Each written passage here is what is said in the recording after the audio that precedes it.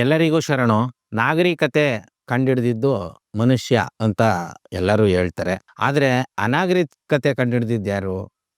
ಮೊದಲು ಅನಾಗರಿಕನಾದ ಮನುಷ್ಯ ನಾಗರಿಕತೆ ಕಂಡಿಡ್ದಿದ್ದ. ಮತ್ತೆ ಅವನು ಅನಾಗರಿಕ ಕೂಡ ಆಗ್ತಾ ಬಂದ. ಏನಿದು ನಾಗರಿಕ, ಅನಾಗರಿಕ? ನಾಗರಿಕತೆ ಅಂತಂದ್ರೆ ಮನುಷ್ಯ ತನ್ನ ಜೀವನವನ್ನ ಸರಳಗೊಳಿಸ್ಕೊಳ್ಳೋದು, ಸುಲಭಗೊಳಿಸ್ಕೊಳ್ಳೋದು. ಬೇರೆ ಬೇರೆ ವಸ್ತುಗಳನ್ನ ಕಂಡಿಡಿತಾ, ಮಿಷಿನರಿಗಳನ್ನ ಕಂಡಿಡಿತಾ, ತನ್ನ ವಾಸಕ್ಕೆ ಯೋಗ್ಯವಾದ ಮನೆಗಳನ್ನ ಕಟ್ಕೊಳ್ತಾ, ಊರುಗಳನ್ನ, ನಗರಗಳನ್ನ ಕಟ್ಕೊಳ್ತಾ. ಇದು ನಾಗರಿಕತೆ. ಇದರ ಜೊತೆಗೆ ಇನ್ನೊಂದು ಬಹಳ ಇಂಪಾರ್ಟೆಂಟ್ ಏನು ಅಂದ್ರೆ, ನಾಗರಿಕರು ಅಂತ ಅನ್ಸ್ಕೋಬೇಕು ಅಂದ್ರೆ ಎಲ್ಲರನ್ನು ಸಮಾನವಾಗಿ ಕಾಣಬೇಕು, ಎಲ್ಲರಿಗೂ ಸಮಾನವಾದ ಅವಕಾಶ ಇರಬೇಕು. ಅವಾಗಷ್ಟೇ ನಾಗರಿಕತೆ ಬೆಳೀತಾ ಇದೆ ಅಂತ ಹೇಳ್ಬೋದು.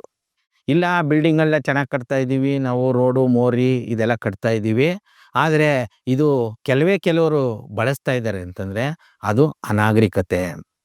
ನೀವು ಗಮನಿಸ್ಬೋದು, ದ್ರಾವಿಡ ಪರಂಪರೆ ಇಲ್ಲ ದ್ರಾವಿಡ ಚರಿತ್ರೆ ಅಂತಂದ್ರೆ ಅಲ್ಲಿ ಜನರ ಇತಿಹಾಸ ಇರುತ್ತೆ ಹೊರತಾಗಿ ಯಾವುದೋ ನಾಯಕಂದೋ ಯಾವುದೋ ರಾಜಂದೋ ಇತಿಹಾಸ ಇರಲ್ಲ. ಯಾಕೆ ಇದನ್ನೆಲ್ಲ ಹೇಳ್ತಾ ಇದ್ದೀನಿ ಅಂತಂದ್ರೆ, ಏನು ನಾವು 1947ರಲ್ಲಿ ಬ್ರಿಟಿಷ್ ಅವ್ರನ್ನ ಓಡಿಸಿ ಪ್ರಜಾಪ್ರಭುತ್ವಕ್ಕೆ ತೆರ್ಕಂಡ್ವಿ. ಅಂದ್ರೆ ಪ್ರಜಾಪ್ರಭುತ್ವ ಅಂದ್ರೆ ಕನ್ನಡದಲ್ಲಿ ಮಂದಿ ಮುನ್ನಡೆ ಅಂತ. ಬ್ರಿಟಿಷ್ ಇಂಡಿಯಾದ ಅಂತ ಇತ್ತು 1935ರಲ್ಲಿ. ಇವತ್ತಿನ ಪಾಕಿಸ್ತಾನ, ಇವತ್ತಿನ ಬಾಂಗ್ಲಾದೇಶ ಕೂಡ ಬ್ರಿಟಿಷ್ ಇಂಡಿಯಾ ಆಗಿತ್ತು. 47ರ ನಂತರ ಇವತ್ತು ಇರುವಂತ ಇಂಡಿಯನ್ ಯೂನಿಯನ್ ಏನಿದೆ ಇದು 1950ರಲ್ಲಿ ಇದಕ್ಕೊಂದು ಕಾನ್ಸ್ಟಿಟ್ಯೂಷನ್ ಕೂಡ ಅಡಾಪ್ಟ್ ಮಾಡ್ಕೊಂಡ್ವಿ.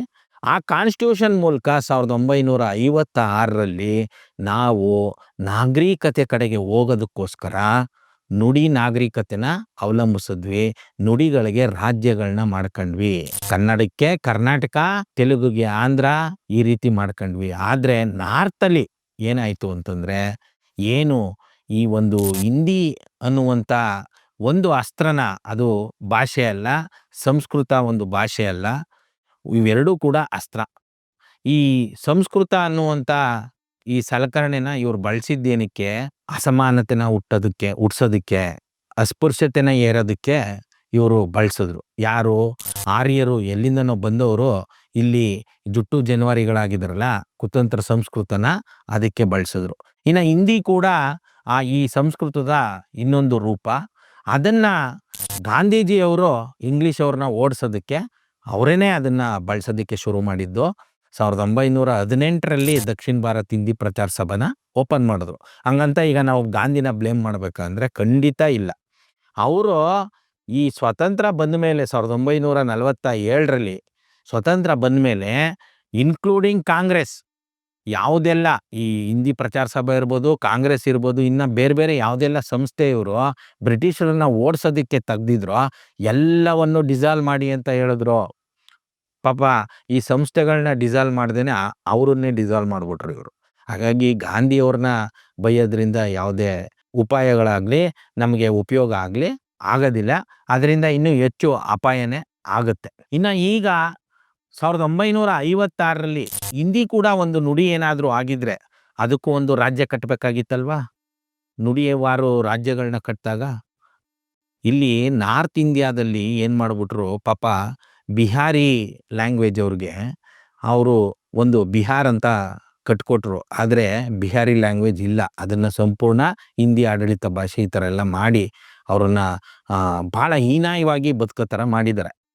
ಇವಾಗ ಯಾಕೆ ಇದನ್ನು ಮಾತಾಡ್ತಾ ಇದ್ದೀನಿ ಅಂದರೆ, ಅಲ್ಲಿ ಕಳೆದ ಜೂನ್ 24ರಿಂದ ಒಂದು ವಿಚಾರನ ಎಲೆಕ್ಷನ್ ಕಮಿಷನ್ ಅವರು ಮಾಡ್ತಾ ಇದ್ದಾರೆ. ಮನೆ ಮನೆಗೂ ಹೋಗಿ ವೋಟರ್ಸ್ ಲಿಸ್ಟನ್ನು ರೆಡಿ ಮಾಡ್ತಾ ಇದ್ದಾರೆ. ವೋಟರ್ಸ್ ಲಿಸ್ಟ್ ಇದೆ, ಇದು ತುಂಬ ಫೇಕ್ ಆಗಿಬಿಟ್ಟಿದೆ, ಬೇರೆ ಬೇರೆ ಕಡೆ ಎಲ್ಲ ವೋಟ್ ಹಾಕೋರು ಇಲ್ಲಿಗೆ ಬಂದು ವೋಟ್ ಹಾಕ್ತಾರೆ, ಈ ಥರದನ್ನೆಲ್ಲ ಹೇಳ್ತಾ ಇದ್ದಾರೆ. ಯಾಕಂದರೆ ಮೈಗ್ರೆಂಟ್ ಲೇಬರ್ಸು, ವಲಸೆ ಕಾರ್ಮಿಕರು, ಆಲ್ಮೋಸ್ಟು ಈ ಬಿಹಾರಿಗಳು, ಉತ್ತರ ಪ್ರದೇಶದವರು, ವೆಸ್ಟ್ ಬೆಂಗಾಲ್ ಅವರು, ಇವರೆಲ್ಲ ಕರ್ನಾಟಕದಲ್ಲೇ 1 ಕೋಟಿ ಜನ ಇದ್ದಾರೆ. ಇಲ್ಲಿಯ ಎಲೆಕ್ಷನ್ ಕಮಿಷನ್ ಅವರು ಕೂಡ ಅದು ರಿಪೋರ್ಟ್ ಕೊಟ್ಟಿದ್ದಾರೆ.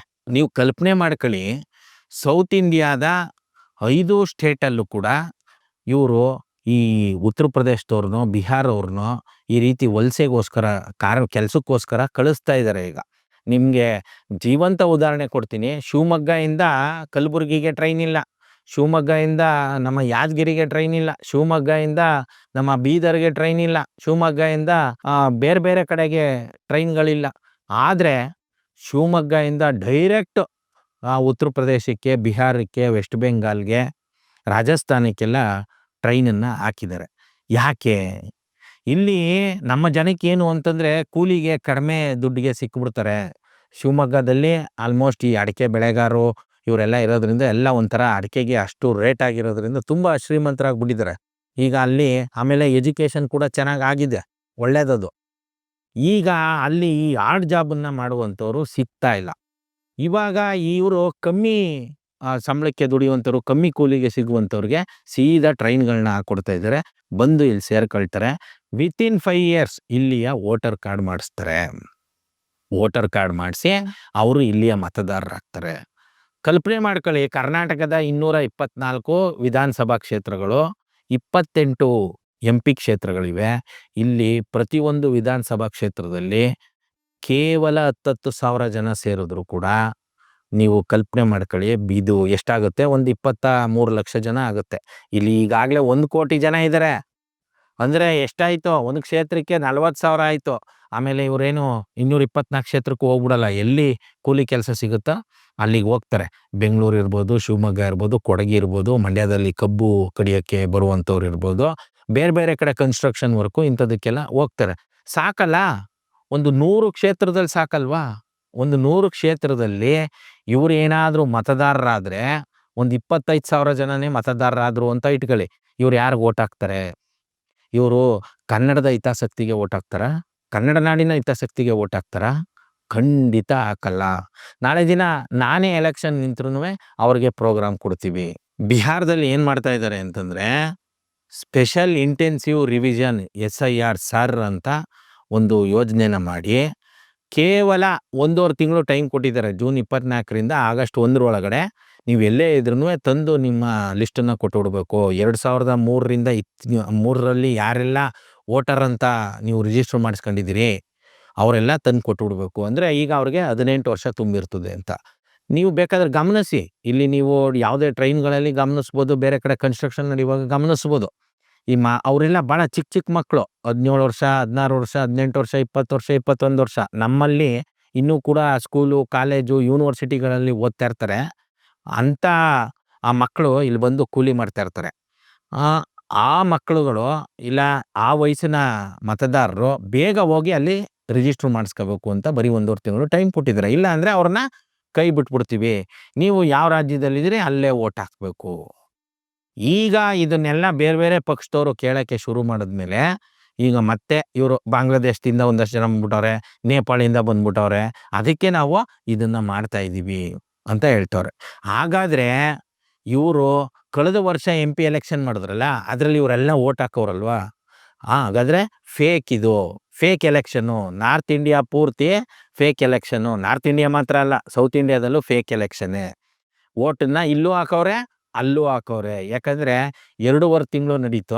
ಅದು ಯಾವುದೋ ಒಂದು ಲಿಕ್ವಿಡ್ನ ಬಳಸಿದ್ರೆ ಕೈ ಮೇಲೆ ಹಾಕಿರೋದು ಆ ಮಾರ್ಕು ಹೋಗ್ಬಿಡುತ್ತೆ. ಇವರು ಇಲ್ಲಿ ಒಂದು 2,000 ಈಸ್ಕೊಂಡು ಓಟ್ ಹಾಕ್ಬಿಟ್ಟು ಅವ್ರ ಊರಲ್ಲೂ ಹೋಗಿ ಓಟ್ ಹಾಕಿರ್ಬೋದಲ್ಲ. ಇಲ್ಲೇನೆ ನಾವೇನೇ ಬೇಕಾದಷ್ಟು ಕಡೆ ನೋಡಿದ್ದೀವಿ, 2 ಕಡೆ ಓಟ್ ಹಾಕೋರ್ನ. ಈ ಥರ ಇರುವಾಗ ನಾವು ಯಾವ ರೀತಿ ಅಭಿವೃದ್ಧಿ ಕಾಣೋದು?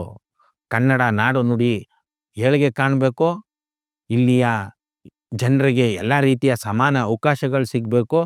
ಯಾವ ರೀತಿ? ಇನ್ನು ಈ ರಾಜಕಾರಣಿಗಳು, ಅದು ಇಲ್ಲಿಯವರಾದರೂ ಅಷ್ಟೇ, ಅಲ್ಲಿಯವರಾದರೂ ಅಷ್ಟೇ, ಅವ್ರಿಗೆ ಇವು ಎಲ್ಲವೂ ಜನರ ಒತ್ತಾಯ ಆದರೆ, ಒತ್ತಡ ಆದರೆ ಮಾತ್ರನೇ ಅವರು ಇದಕ್ಕೆ ಬಾಯಿ ತೆರೀತಾರೆ, ಕೆಲಸ ಮಾಡ್ತಾರೆ ಹೊರತಾಗಿ ಅವರು ಯಾವುದೇ ಕಾರಣಕ್ಕೂ ವಾಲಂಟ್ರಿಯಾಗಿ ಏನನ್ನೂ ಮಾಡಲಾರರು. ಯಾಕಂದರೆ ಇವತ್ತು ಬಂಡವಾಳ ಅಷ್ಟು ತಲುಪಿಬಿಟ್ಟಿದೆ. ಒಂದು ಪಂಚಾಯಿತಿ ಎಲೆಕ್ಷನ್ನ ಗೆಲ್ಲಬೇಕು ಅಂತಂದರೆ 25 ಲಕ್ಷ 30 ಲಕ್ಷ ಬೇಕು. ಗೆಲ್ಲೋದಕ್ಕಲ್ಲ, ನಿಲ್ಲೋದಕ್ಕೆ. ಗೆಲ್ಲೋದಕ್ಕೆ ಬಿಡಿ, ಸೋಲೋನ್ಗೂ ಕೂಡ ಅಷ್ಟೇ ಆಗುತ್ತೆ. ಇನ್ನು MLAಗೆ ನೀವು ಜನರಲ್ಲು ಕಾನ್ಸ್ಟಿಟ್ಯೂನ್ಸಿಗಳಲ್ಲಿ 50 ಕೋಟಿ ಆಗಿದೆ ಅಂತಾರೆ, ಕೆಲವು ಕಡೆ 100 ಕೋಟಿ ಅಂತಂತಾರೆ. ಈ ಥರ ಪರಿಸ್ಥಿತಿಲಿ ಅವರು ಕೂಡ ಏನು ಮಾಡ್ಬೋದು? ದಂಧೆ ಮಾಡ್ಬೋದು ಅಷ್ಟೆ. ಹಾಗಾದರೆ ಇದನ್ನು ಕಂಟ್ರೋಲ್ ಮಾಡೋದು ಹೇಗೆ? ಈ ಅನಾಗರಿಕತೆ ಕಡೆಗೆ ಹೋಗ್ತಾ ಇರೋದನ್ನು ನಾಗರಿಕತೆ ಕಡೆಗೆ ತರೋದು ಯಾರು? ಇದಕ್ಕೆ ಸಾಮಾನ್ಯ ಜನರೇನೆ ಇದನ್ನ ತರಬೇಕೆ ಹೊರತಾಗಿ ಇನ್ನು ಬೇರೆ ಯಾರ ಕೈಯಲ್ಲೂ ಆಗದೇ ಇರುವಂಥ ಕೆಲಸ ಇದು. ಮೊದಲು ಈ ವಿಚಾರವಾಗಿ ಚರ್ಚೆಗಳು ಶುರು ಆಗಬೇಕು. ಇನ್ನು ವಿರೋಧ ಪಕ್ಷ ಯಾವುದು ಇಲ್ಲಿರುತ್ತೆ ಅದೇ ವಿರೋಧ ಪಕ್ಷ ಇನ್ನೊಂದು ರಾಜ್ಯದಲ್ಲಿ ಕೂಡ ಇರಲ್ಲ. ಇಲ್ಲಿಯ ವಿರೋಧ ಪಕ್ಷ ಇನ್ನೊಂದು ರಾಜ್ಯದಲ್ಲಿ ಆಡಳಿತ ಪಕ್ಷ ಆಗಿರ್ಬೋದು, ಇಲ್ಲಿಯ ಆಡಳಿತ ಪಕ್ಷ ಇನ್ನೊಂದು ರಾಜ್ಯದಲ್ಲಿ ವಿರೋಧ ಪಕ್ಷ ಆಗಿರ್ಬೋದು. ಜನಸಾಮಾನ್ಯರು ವಿರೋಧ ಪಕ್ಷಗಳನ್ನ ಒತ್ತಾಯ ಮಾಡಿ ಬಳಸ್ಕೊಂಡು ಈಗಿರುವ ಸರ್ಕಾರಗಳ ಕೈಲಿ ಕಾನೂನನ್ನ ಮಾಡಿಸ್ಬೇಕು. ಈಗ ಸದ್ಯಕ್ಕೆ ಇಂಡಿಯಾ ಬ್ಲಾಕ್ ಅಂತ ಏನು ಇಂಡಿಯನ್ ಗೌರ್ಮೆಂಟಲ್ಲಿ ಇದೆ, ಅದು ವಿರೋಧ ಪಕ್ಷವಾಗಿ ಕೆಲಸ ಮಾಡ್ತಾ ಇದೆ. ಅಲ್ಲಿ NDA ಆಡಳಿತ ಪಕ್ಷವಾಗಿ ಕೆಲಸ ಮಾಡ್ತಾ ಇದೆ. ಕರ್ನಾಟಕದಲ್ಲಿ ಕಾಂಗ್ರೆಸ್ಸು ಆಡಳಿತ ಪಕ್ಷ ಆಗಿದೆ, ವಿರೋಧ ಪಕ್ಷವಾಗಿ JDS BJP ಇದೆ. ಇಲ್ಲಿ ನೋಡೋದಾದರೆ ಈ JDS ಅವರು BJP ಅವರು JDS ಅವ್ರಿಗೆ ಅವರು ಇಂಡಿವಿಜುವಲ್ ಆಗಿದ್ದಿದ್ರೆ ಅವ್ರನ್ನ ಒಂದಷ್ಟಾದ್ರೂ ಬಳಸ್ಬೋದಿತ್ತು. ಇನ್ನು BJP ಅವ್ರನ್ನ ವಿರೋಧ ಪಕ್ಷವಾಗಿ ಕೂಡ ಬಳಸೋಕ್ಕೂ ನಾಲಾಯಕ್ ಜನ ಅವರು. ಈಗ ಈ ರೀತಿ ಇರುವಾಗ ಜನರೇ ವಿರೋಧ ಪಕ್ಷವಾಗಿ ಕೆಲಸ ಮಾಡಬೇಕಾಗುತ್ತೆ. ಇಲ್ಲಿರುವ ರಾಜ್ಯ ಸರ್ಕಾರಕ್ಕೆ ನಾವು ಒತ್ತಾಯ ಮಾಡಬೇಕಾಗುತ್ತೆ. ಏನು ಈ ವೋಟರ್ಸು ಹೊರಗಡೆಯಿಂದ ಬಂದಿದ್ದಾರೆ, ಹೊರಗಡೆಯಿಂದ ಕೂಲಿಗೋ ಮತ್ತೊಂದಕ್ಕೂ ಬಂದಿದ್ದಾರೆ, ಈ ಜನರು ಇಲ್ಲಿ ಯಾವುದೇ ಕಾರಣಕ್ಕೂ ವೋಟರ್ಸ್ ಹಾಕಬಾರ್ದು. ಇವತ್ತು ಕಾಂಗ್ರೆಸ್ ಆಡಳಿತ ಇರ್ಬೋದು, BJP ಅವ್ರಿಗೆ ಅವರು ಈಗ ವೋಟ್ ಹಾಕ್ತಾ ಇರ್ಬೋದು, ಯಾರೋ ವಲಸೆ ಕಾರ್ಮಿಕರು, ಅವರು ನೆಕ್ಸ್ಟು ಕಾಂಗ್ರೆಸ್ಗೂ ಹಾಕ್ತಾರೆ ಅನ್ನುವಂಥ ಭರವಸೆಯಿಂದ ಇವರು ಬಾಯೇ ತೆಗೆಯಲ್ಲ. ಒಂದ್ಸಲ ಅವ್ರಿಗೆ ಒಂದ್ಸಲ ನಮಗೆ ಅನ್ನೋ ಥರ. ಇದು ನಿಜವಾಗ್ಲೂ ಮೋಸ ಆಗೋದು ಜನಸಾಮಾನ್ಯರಿಗೆ.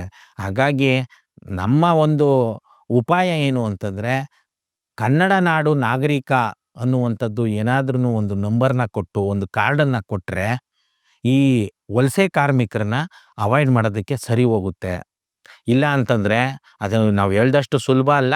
ಜನರ ಒತ್ತಾಯ ಜಾಸ್ತಿ ಆಗಬೇಕು. ತಿರ್ಗಾ ಇಲ್ಲಿ ಏನಾಗ್ಬಿಡ್ತದೆ, ಇಲ್ಲಿ ಇಂಡಿಯನ್ ಸಿಟಿಸನ್ ಇದೆ, ಇಲ್ಲಿ ಒಂದೇ ಸಿಟಿಸನ್ಶಿಪ್ಪು ಇದೆಲ್ಲ ಸ್ಟಾರ್ಟ್ ಮಾಡ್ತಾರೆ. ಆಯಿತು, ಇಂಡಿಯನ್ ಸಿಟಿಸನ್ಶಿಪ್ ಇದೆ, ಕರ್ನಾಟಕ ಸಿಟಿಸನ್ಶಿಪ್ ಅಂತ ಕೊಡೋ ಅಗತ್ಯ ಇಲ್ಲ. ಕನ್ನಡ ನಾಡು ನಾಗರಿಕ ಅಂತ ಮಾಡಿ ಬೇಕಾದಷ್ಟು ನೀವು ಬೇರೆ ಬೇರೆ ಏನೇನೋ ಡಾಟಾಗಳನ್ನ ಕಲೆಕ್ಟ್ ಮಾಡಲ್ವಾ. ಈಗ ಜಾತಿ ಗಣತಿ ಮಾಡಬಾರ್ದು ಅಂತ ಇದೆ ಸಂವಿಧಾನದ ಪ್ರಕಾರ ರಾಜ್ಯ ಸರ್ಕಾರಗಳು. ನೀವೇನು ಹೇಳ್ತಾ ಇದ್ದೀರಿ, ಸಾಮಾಜಿಕ ಶೈಕ್ಷಣಿಕ ಸಮೀಕ್ಷೆ ಮಾಡ್ತೀವಿ ಅಂತ ಹೇಳ್ತೀರಿ. ಯಾಕೆ? ಅದು ನಿಮ್ಮ ರಾಜಕೀಯಕ್ಕೆ ಪೂರಕವಾಗಿದೆ ಅನ್ನೋ ಏಕೈಕ ಕಾರಣಕ್ಕೆ. ಅಲ್ಲಿ ಜನಕ್ಕೆ ಒಳ್ಳೇದು ಮಾಡ್ತೀವಿ ಅಂತಲ್ಲ. ಹೆಲ್ತ್ ಎಜುಕೇಷನ್ನ ಎಲ್ರಿಗೂ ಕೊಡೋಕ್ಕೆ ಯಾಕೆ ಯಾವ ಸಮೀಕ್ಷೆ ಬೇಕು ನಿಮಗೆ? ಇರಲಿ, ಆ ಸಮೀಕ್ಷೆ ಕೂಡ ಆಗಲಿ. ಯಾಕೆ ಇದನ್ನೆಲ್ಲ ಹೇಳ್ತಾ ಇದ್ದೀನಿ ಅಂತಂದರೆ, ಕನ್ನಡ ನಾಡು ನಾಗರಿಕ ಅನ್ನುವಂಥ ಒಂದು ನಂಬರು, ಒಂದು ಕಾರ್ಡನ್ನು ನಾವು ಮಾಡಿಸ್ಲಿಲ್ಲ ಅಂತಂದರೆ ನಮ್ಮ ಎಲ್ಲ ಸಂಪತ್ತು ಟ್ಯಾಕ್ಸ್ಗಳ ಮೂಲಕ ಮತ್ತು ಅವರು ಯಾರೋ ವಲಸೆ ಬರುವಂಥವ್ರನ್ನ ಸಾಕೋದ್ರ ಮೂಲಕ ಸಂಪೂರ್ಣವಾಗಿ ಕಳ್ಕೋಬೇಕಾಗುತ್ತೆ. ಈಗ ಬಿ ಸರೋಜಾದೇವಿ ಅವ್ರನ್ನ ಕಳ್ಕೊಂಡಿದ್ದೀವಿ. ಅವರು ನಟಿಸಿದಂಥ ಏನು ಚೆನ್ನಮ್ಮನ ಪಾತ್ರದಲ್ಲಿ ಹೇಳ್ತಾರಲ್ಲ, ನಿಮಗೇಕೆ ಕೊಡಬೇಕು ಕಪ್ಪ ಅಂತ, ಆ ರೀತಿ ನಮ್ಮ ಪರಿಸ್ಥಿತಿ ಆಗ್ಬಿಡುತ್ತೆ. ಹಾಗಾಗಿ ಇದ್ರ ಬಗ್ಗೆ ಚರ್ಚೆ ಆಗಲಿ. ಈ ಕಳ್ಳ ವೋಟಿಂಗ್ ಏನು ನಡೆಯುತ್ತೆ, ಇದಕ್ಕೆ ಕಡಿವಾಣ ಹಾಕೋದು ಹೇಗೆ ಅಂತ ಉಪಾಯಗಳ ಮೂಲಕ ಕೆಲಸ ಮಾಡೋಣ ಅಂತ ಹೇಳ್ತಾ ಶರಣು. Thank you.